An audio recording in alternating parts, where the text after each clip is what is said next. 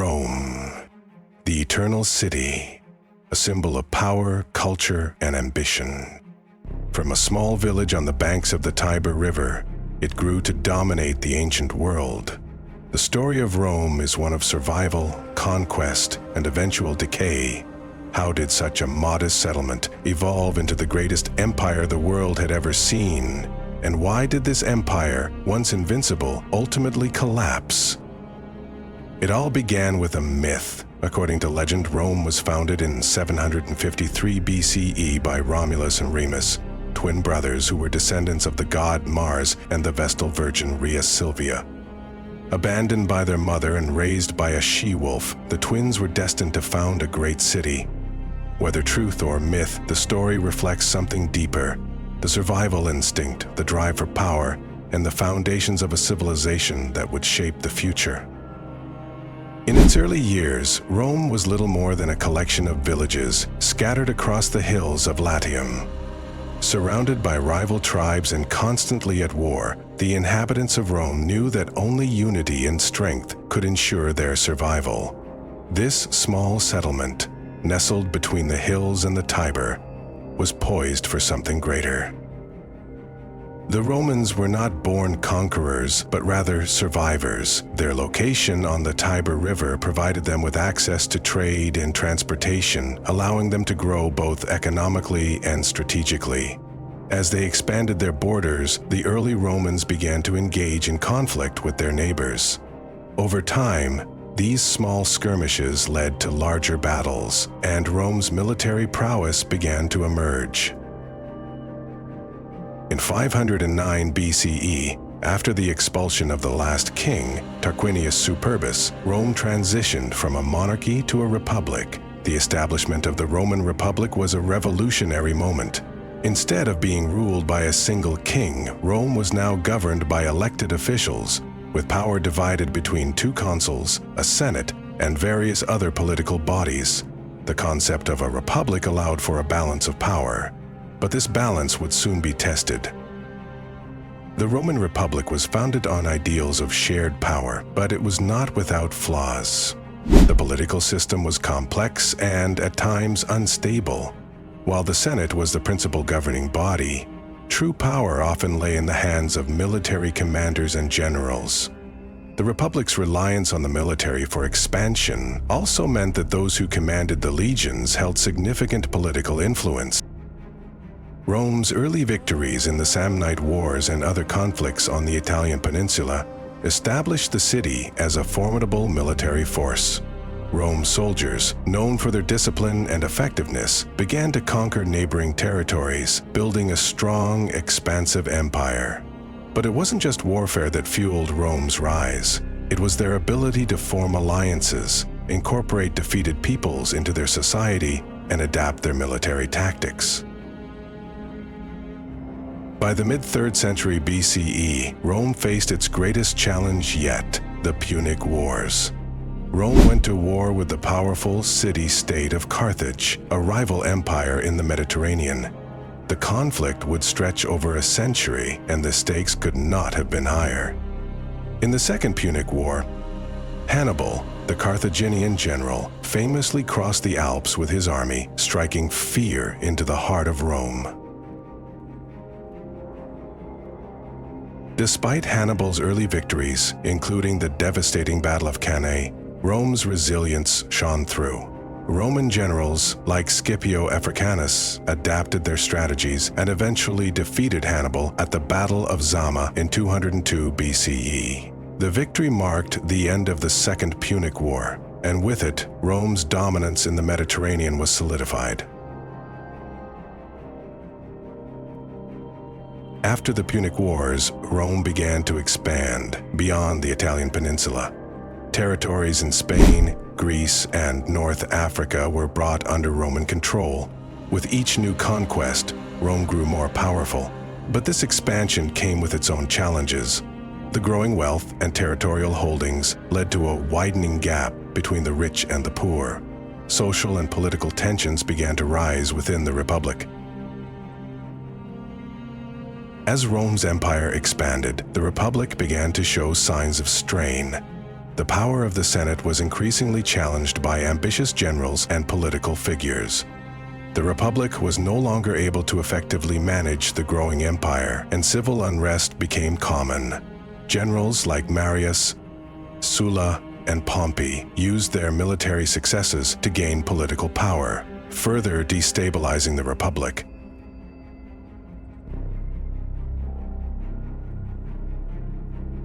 The most significant figure to rise from the chaos was Julius Caesar, a brilliant military commander. Caesar's conquest of Gaul in the 50s BCE made him one of the most powerful men in Rome.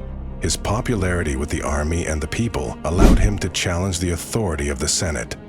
In 49 BCE, he crossed the Rubicon River, defying the Senate's orders, and plunged Rome into a civil war.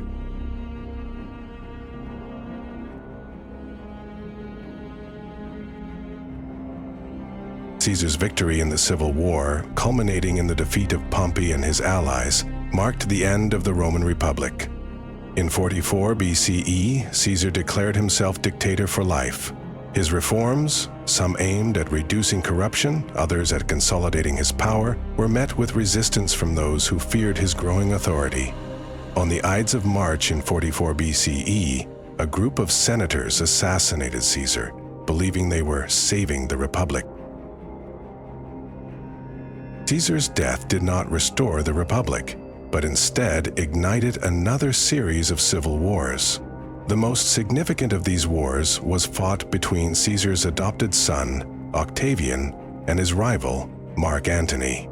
Octavian emerged victorious after defeating Antony and Cleopatra at the Battle of Actium in 31 BCE. This victory marked the beginning of a new era for Rome.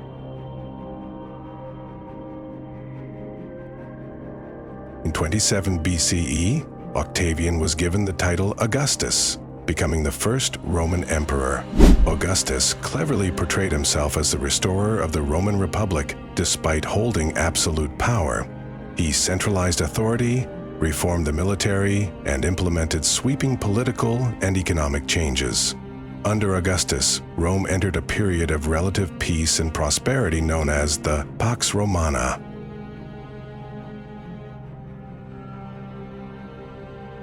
During the Pax Romana, Rome's territorial expansion continued.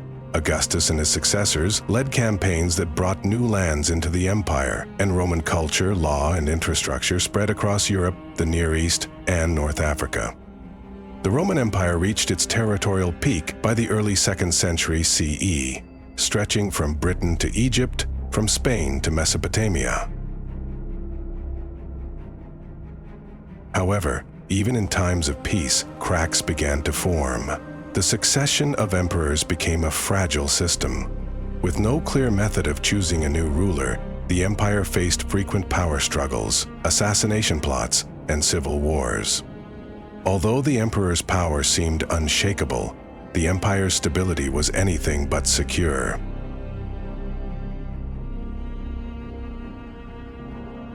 As the empire grew, so did its problems. The population grew increasingly diverse, and managing such a vast empire became more difficult. Corruption and inefficiency plagued the Roman bureaucracy. While the rich elite enjoyed luxuries, the common people and the military struggled with economic hardship. These tensions began to erode the foundation of the Roman state. In the 3rd century CE, the Roman Empire faced its greatest crises. The economy was in decline, and the empire was beset by invasions from barbarian tribes such as the Goths, Vandals, and Huns. The military, once the backbone of Rome, became overstretched and often divided. The Roman legions were increasingly filled with foreign mercenaries who had little loyalty to Rome itself. To stabilize the empire, Emperor Diocletian in 285 CE divided the empire into two parts, Eastern and Western Rome. The Eastern Empire, centered in Constantinople, would continue to thrive, while the Western Empire struggled. Despite efforts to reform the empire, the West was constantly under attack by barbarian invaders, and internal divisions worsened.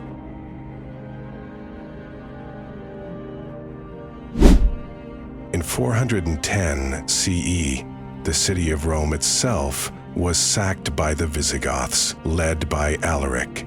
This was a shocking blow to the Romans, as the city had once been considered invulnerable. The sack of Rome was a symbol of the empire's decline. Yet, even in the face of this catastrophe, the empire did not fall immediately. For decades, the Western Roman Empire continued to deteriorate. In 476 CE, the final blow came. The last Roman emperor of the West, Romulus Augustulus, was deposed by Odoacer, a Germanic chieftain. This event marked the official end of the Western Roman Empire. Rome, once the epicenter of power, had fallen. Yet, the story of Rome did not end with its fall. The Eastern Roman Empire, or Byzantine Empire, continued to thrive for another 1,000 years. Its capital, Constantinople, became a beacon of Roman law, culture, and governance. The Byzantine Empire preserved much of Roman heritage and played a pivotal role in the preservation of classical knowledge.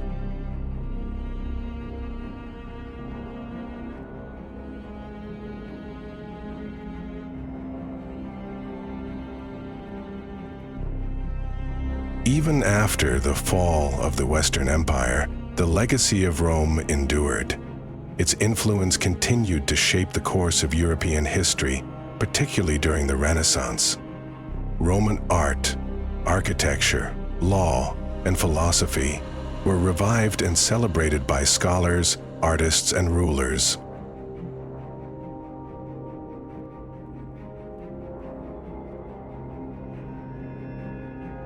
The rise and fall of Rome offer timeless lessons in the dynamics of power. The story of Rome reminds us that even the greatest empires are vulnerable to internal decay, external pressures, and the passage of time. And though Rome fell, its legacy continues to echo through the centuries, shaping the world we live in today.